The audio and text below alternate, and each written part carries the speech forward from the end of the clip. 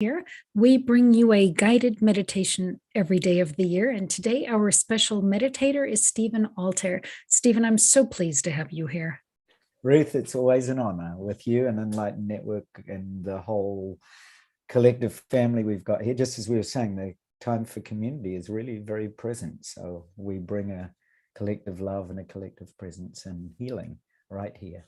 So Excellent. Thank you to Enlightened World Network and you, Ruth, especially. You've been in my life for a long time. I know. That's awesome. All right. So, Stephen, whenever you are ready, let's go ahead and get started with the meditation. Wonderful. So I'm going to do a practice today on boundless awareness, boundless loving awareness. So for all of you that are present, and make sure if you're driving, perhaps that you pull over and just settle in with us. And if you're at home, you might want to sit on a chair, or you might want to be in lotus position on the ground, or you could even lie in a bed, depending on what your circumstances are. Just make yourself really comfortable. So to begin with, we're going to simply bring our awareness and attention to what's present. So you can lightly close your eyes and take a moment to be still and check in inside with what's present. So notice your body, first of all. Just become aware of your body and any sensations that are present, and welcome your body, welcome the sensations. See if you can embrace them with loving kindness and openness. Notice your posture right now. Notice how you feel in that posture. Notice your breathing. A simple inhalation and exhalation. For a moment, be with the quality of your breathing. What does it feel like to breathe? Is the breathing smooth and calm? Is it a little rough around the edges or jagged? Whatever it is, be present to that. This awareness of your relationship with your body and with your breathing is great wisdom, right? Telling you exactly where you are in this present moment. Drop your awareness from behind your eyes down, right down through your body, through the heart space, through the belly, right down and into your feet. So place the soles of your feet firmly on the ground and feel them connected to the ground. Perhaps they're about hip width and parallel. And really connect to the sensory awareness in the soles of your feet. Relax, soften your toes, soften the feet. Feel as if they're melting down like liquid light into the ground underneath you. Feel the presence of the earth. Feel the presence of life flowing through you, through your feet, through your legs. Feel this flow of energy as your presence up through your feet, through your calves, knees, thighs, up through the pelvis area and the hips, right up and into the belly.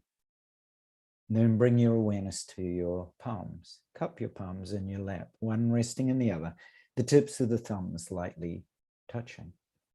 And soften and relax the hands and feel into the presence of softness and gentleness here. The hands are a wonderful check-in for just how gentle and calm and soft you can feel. As you feel as if they too are melting into your legs like liquid light, then feel your arms and shoulders soften in your neck and head.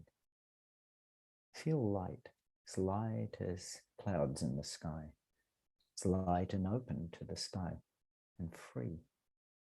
Just allow all of your body to relax and soften. Everything right down from your head and neck, right down your back and chest, all the way through to relax and soften. The whole body feels relaxed and soft and open and beautiful light clouds in the sky.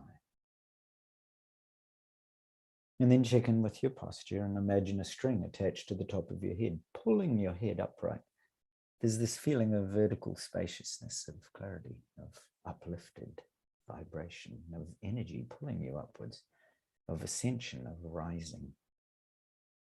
And tuck your chin to gently lengthen the back of your head and check in with your tongue. Relax your tongue. The calmness and soften this feeling of softening and lightness in the tongue. It's a good way also to check in with just how calm you feel. How is your tongue doing? You can even ask it, how are you doing, tongue? How are you doing, body? How are you doing, breath?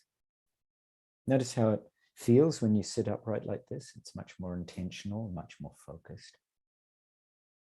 And you can smile, right? There's a beautiful feeling of smiling. There's this sense and quality of beauty as you smile, the Christ smile or the Magdalene smile or the smile of the Holy Spirit or a divine mother or an angel. There's this beautiful sense of smiling, the quality that smiling brings, like a young child, this sense of freshness and openness to every moment. Really feel that subtle sense of smiling and beauty, this gratitude for being alive. Really soak in this feeling of gratitude and happiness for being here in this moment.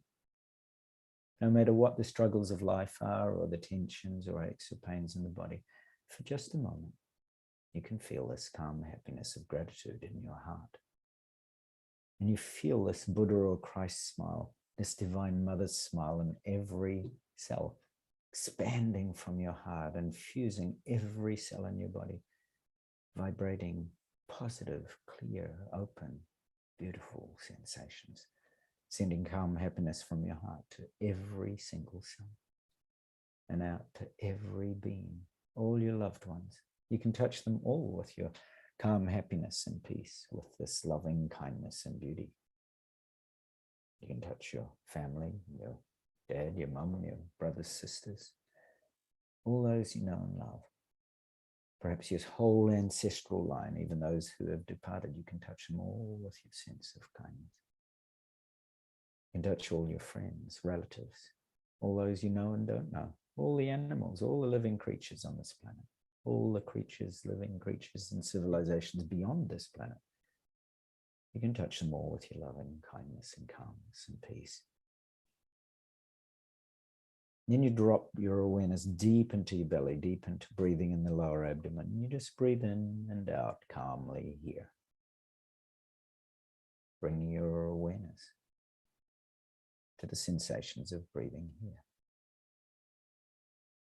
As you breathe in, expand. As you breathe out, you relax. Calm, happiness. It's as if you're breathing in calmness, expanding and breathing out happiness and relaxing.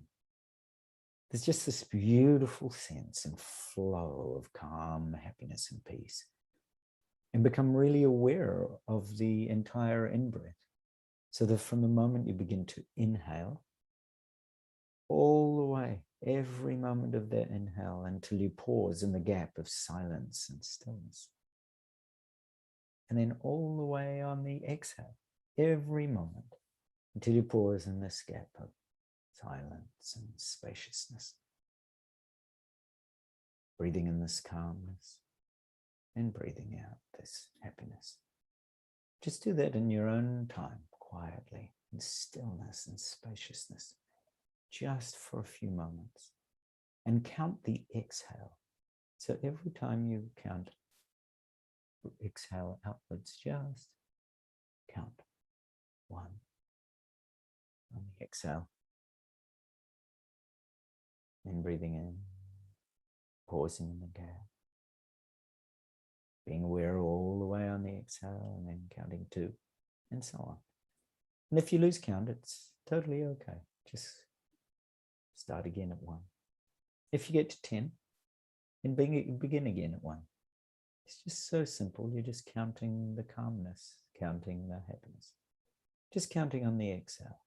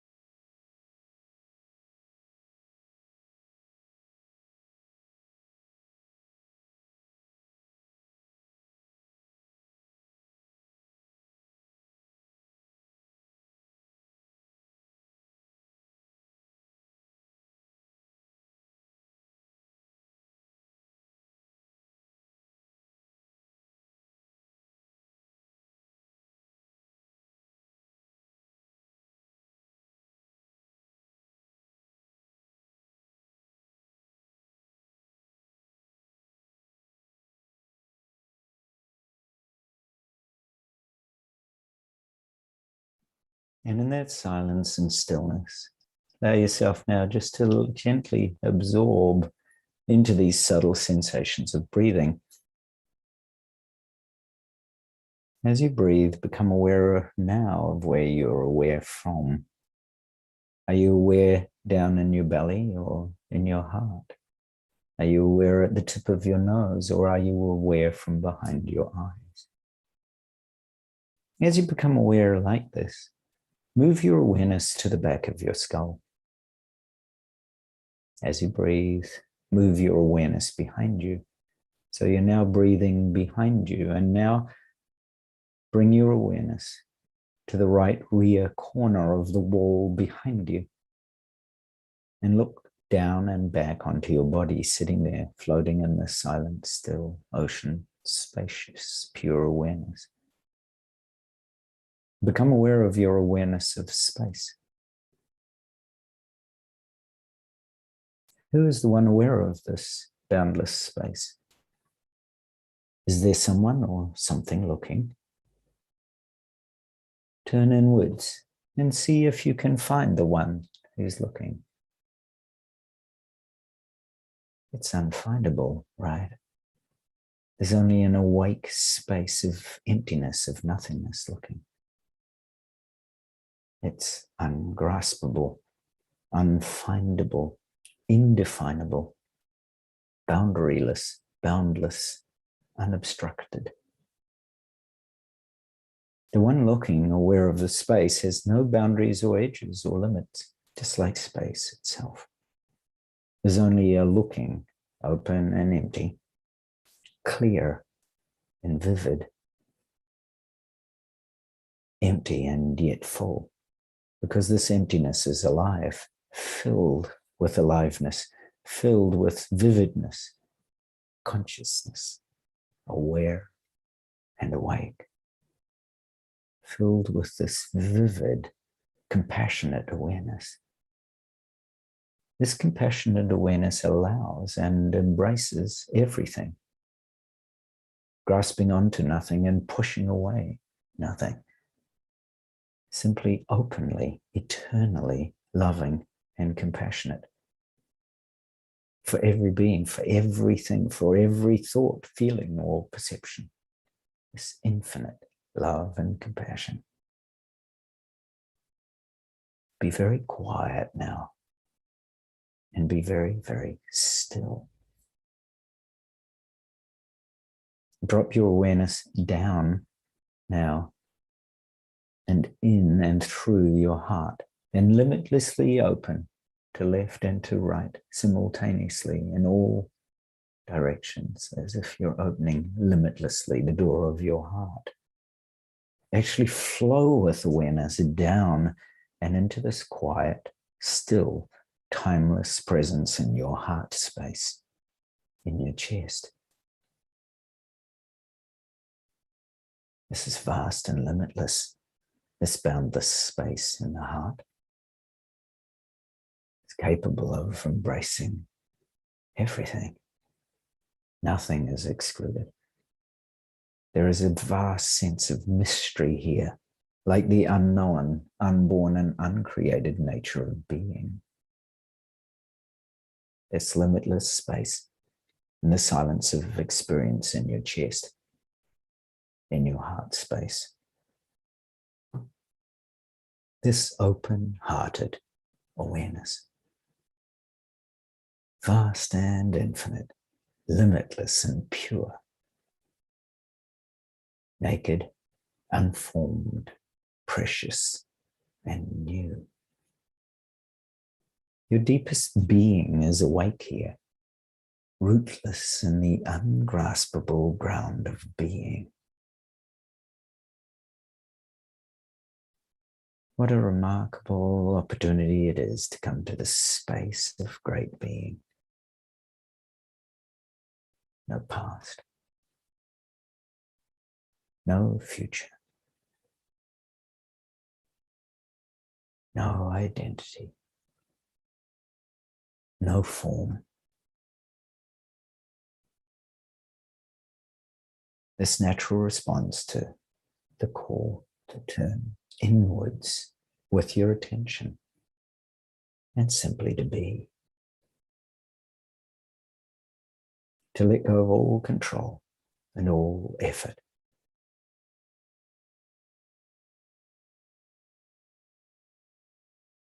Remain here for a few moments. Stay here in your natural silence and stillness, in this place of great peace.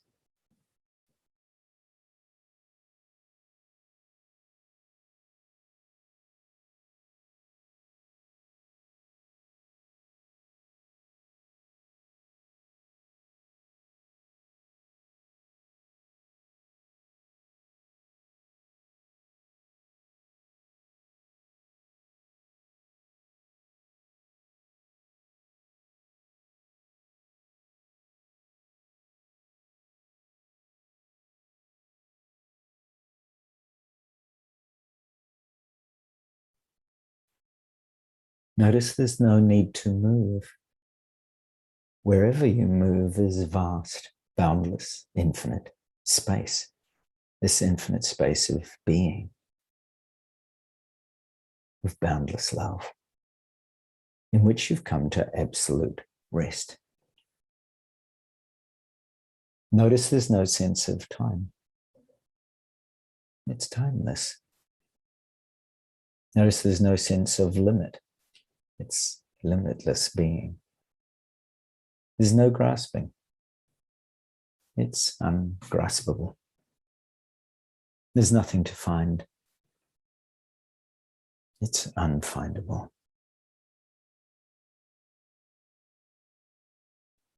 Empty of all form. It's formless. Full of awareness. Alive with fullness. No history.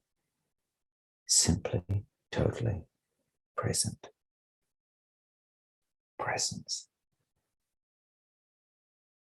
Rest in this presence of being for a few moments. Rest and let go into this effortless presence of being.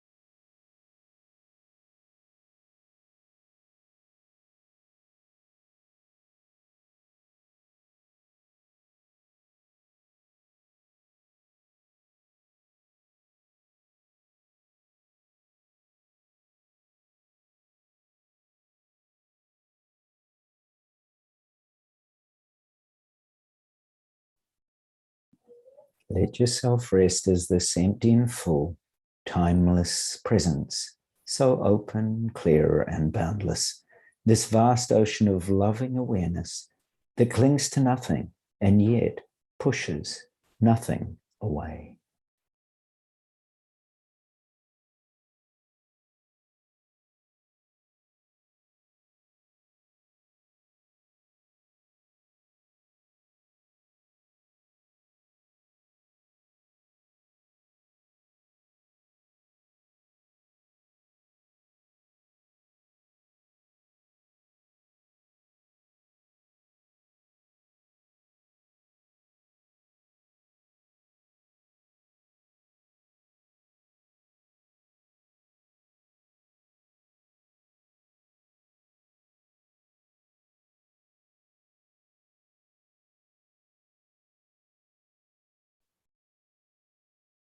Feel this openness, this clarity, this mystery, formless, unconditional love and compassion, so naturally and effortlessly present.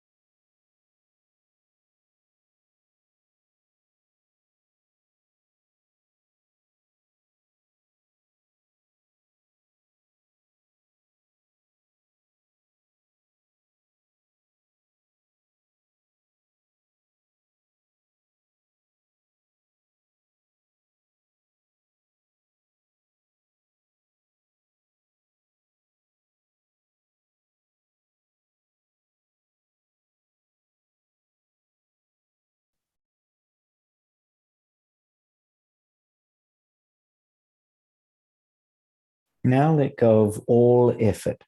If there's any shred of effort here, drop that effort. Let go of all attempts to control experience. Allow whatever happens to effortlessly and spontaneously arise. This loving, compassionate awareness is always present. It's not something you need to make happen. All we're doing is being that loving, compassionate awareness, this boundless awareness, and simply letting all experience to unfold naturally within it while we stay connected to this loving, compassionate awareness. There's no effort required here. Just allow this to unfold naturally.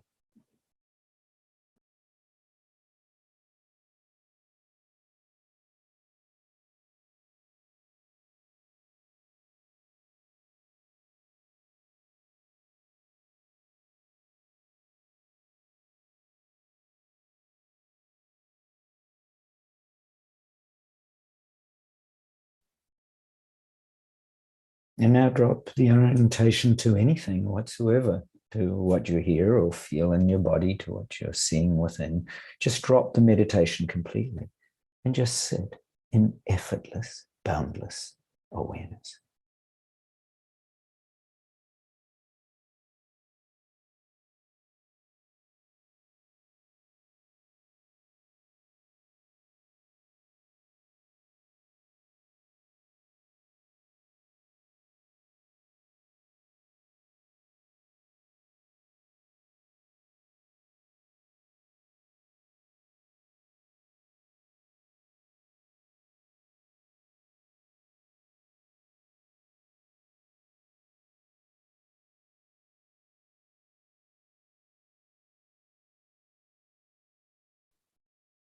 Now slowly open your eyes, very slowly, like a divine child, taking in everything that you see around you with gratitude and appreciation, with love and awe, with delight and innocence of a child in a temple for the first time, so that everything you see is fresh and new and filled with awe and love. It's as if every object in your room, the walls that you gaze upon, are smiling back at you with loving, compassionate awareness. There's no inside, no outside, just simply this pure, boundless awareness. And you're allowing yourself to be this field of loving, compassionate awareness within which all these experiences, objects, thoughts, feelings, perceptions are happening. As we completely open together, become aware of all of us meditating here in this loving, compassionate, boundless awareness, we can reach out across time and space to all souls and connect with all beings. Slowly move your body a little bit, feeling each movement as an expression of this loving, compassionate awareness. Take a look around and notice the small details of the world around you as you perceive them. Now, as expressions of pure, loving, compassionate awareness. Take in the richness and the beauty and the freshness of this moment and this moment and this moment and this moment. Every moment filled with the uncreated power of being. Every moment fresh, filled with wonder, filled with mystery. As you move on to whatever comes next in your day, rest in this felt sense of this empty and full, timeless, loving presence. This ground of being, unborn, uncreated, open vastness, spacious, loving awareness that allows every single moment it embraces this one and this one and this one, simply to be. Thank you always for your divine and immaculate presence.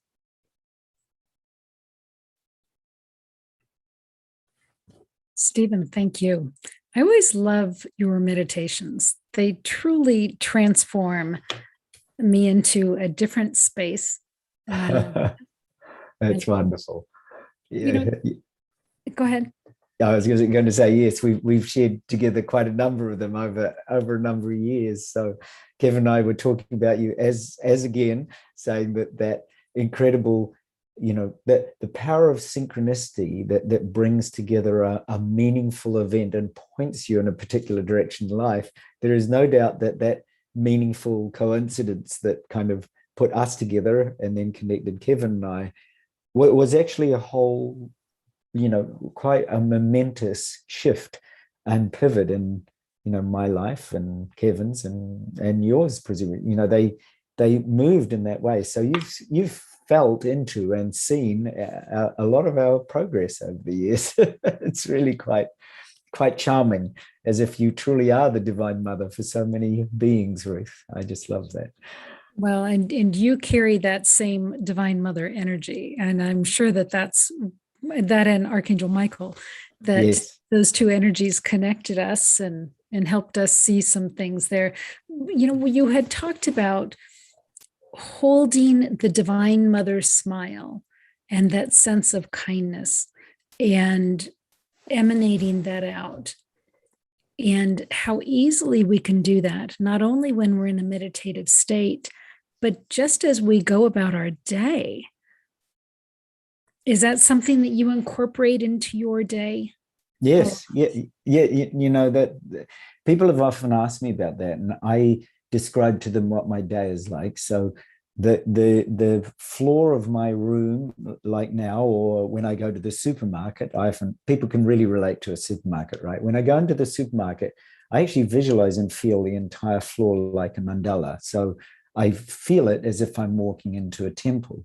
And then every living creature, so all cash register operators and the people that are shopping are actually divine mothers. So I greet them as if they're, Buddhas, Christs, Mary Magdalene, the Yeshe Sogyal, the divine mother of the universe. So they are all that to me. So that's actually how I go about my day. So I see my wife as being in Japanese Kanan Sama, who's the goddess of compassion. So I see her as an aspect of divine mother, and the same when I go shopping. So the same when I view and I've done that practice for many, many years. And of course it has after a while, it's a bit like when you're very little and you're painting a picture and your teacher says, actually, that's not a good picture.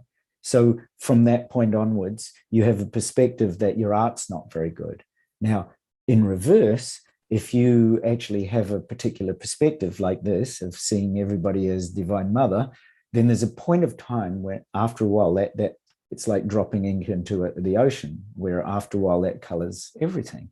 And you literally actually appreciate the world as divine mother and emanations of divine mother and greeting divine mother. So it's a very, helpful and practical exercise that I talk to people about is, seeing every footstep as stepping on the lotus flower, living in a mandala or a sacred temple, and greeting every being as divine mother. I mean, it's very simple, right? If you're going to, because quite often we greet people with our perception of them. We greet a neighbor and our perception of the neighbor is they're grumpy. But if your perception of your neighbor, now that's just your perception. So why not perceive your neighbor as divine mother? So it's basically exactly what I do. And then, of course, the smile that I greet the neighbor with is, from my perspective, is a smile of divine mother to divine mother. So it's curious, Ruth. I mean, you brought to mind just a little personal incident. My wife is going to get the coronavirus jab this afternoon, and she's been very fearful because in Japan there's been a lot of ups and downs. I fully appreciate the points of view of people who have been vaccinated and who haven't been vaccinated. So I accept it. In Japan, it's your own personal choice. So to relate this to Divine Mother, she asked me whether I would get it before her, because she's really fearful of getting it, but she's also in a community with lots of moms who are, putting pressure on each other to get it or not to get it. So there's a lot of that peer issue about it. And she said, what would I advise? And I said, look, I'm quite happy to get it. A little bit like the Dalai Lama said, they asked him whether he was going to get the vaccination. He said, well, I wouldn't want to get it, but I'm going to do it because if I don't, I'm in charge of a whole community of people and they won't do it if I don't do it. And that might be 100,000 people that I personally put at risk. So he said, that's just how I consider it. I'll do it. So I said, look, if you really want, I wasn't going to get it done. I just can immunize myself in other ways, but sure, if you want to see what it's like. So I went along to the doctor and I said to him pretty much exactly what I've told you. I said, look, I told him in Japanese, my philosophy in life is that you're actually the goddess of compassion, so am I. And that vial of Pfizer vaccine is actually lotus nectar from Divine Mother. So when you put the injection in me, you're going to see yourself as a Divine Mother.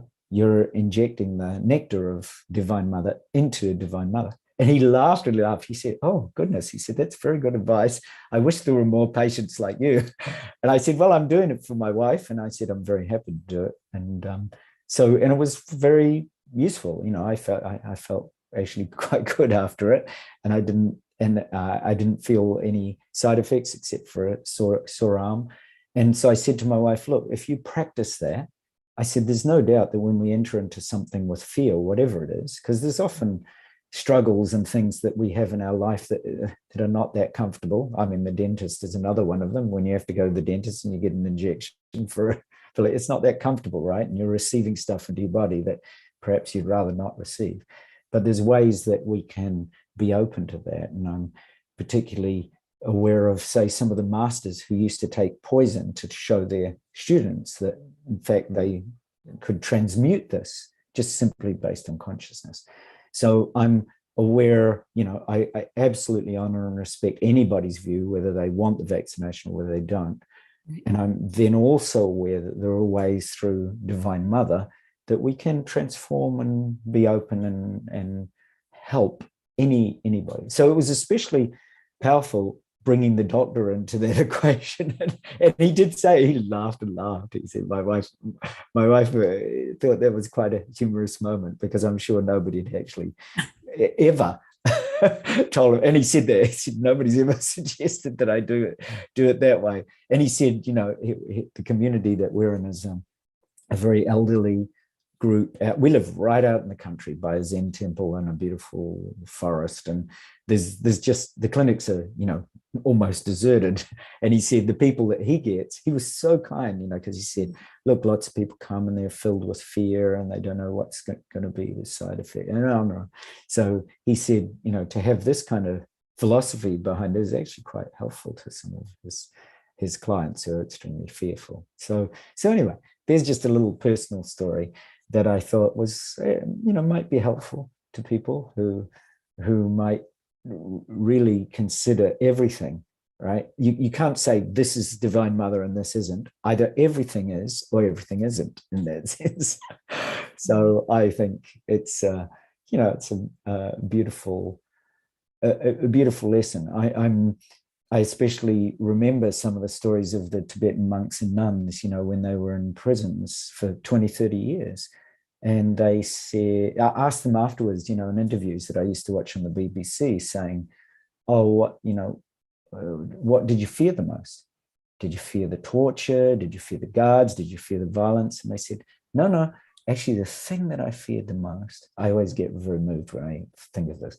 The thing that I fear the most was that I would lose the compassion that I felt for the whole situation, and for those guards and for my torture. And I just thought, that's been a lesson I've held close to my heart my whole life, because, if we genuinely have that degree of Divine Mother's compassion and love for any situation, whether we're receiving a vaccine or not, whether we're in the company of people who are struggling or in enlightened souls, whether we're at the supermarket or with our family, there are just beautiful ways that we can bring that eternal consciousness and love of Divine Mother and the archangels, especially Archangel Michael, who, as you know, has been in both our lives. That there's just such miracles that arise from that awareness.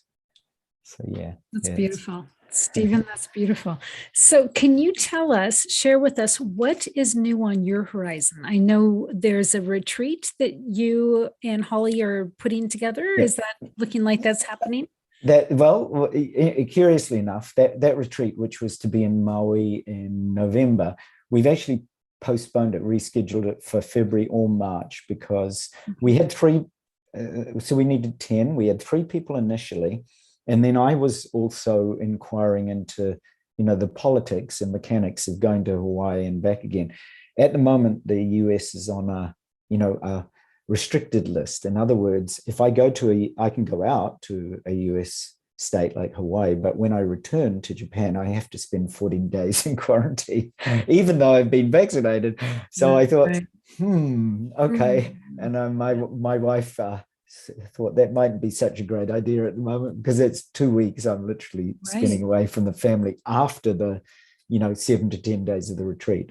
So we spoke to everybody and said maybe that wasn't quite the right timing. So so we'll do that next year, just when circumstances are perhaps a little bit more amenable to easeful travel. So I know within the US it's easy for US citizens to travel back and forth state to state. So it was relatively easy for Holly to go to Hawaii and back again, but not so easy for me.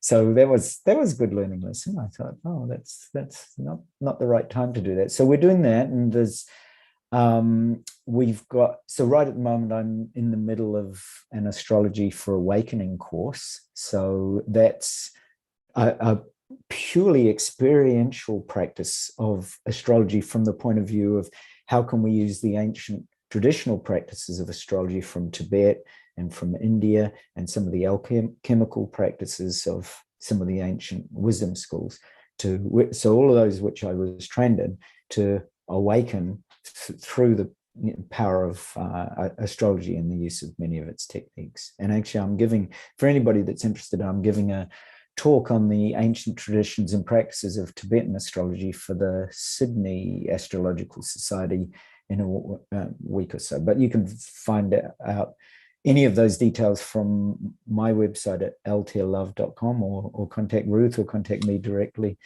And Kevin and I are right in the middle of another Raising Our Vibration course. So we're about week 3 into that.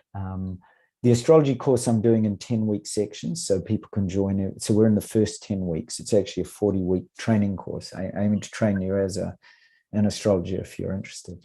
Wow. And I'm starting a Reiki course that I'm giving with Dr. Ranga Premaratna, actually directly in about 17 minutes.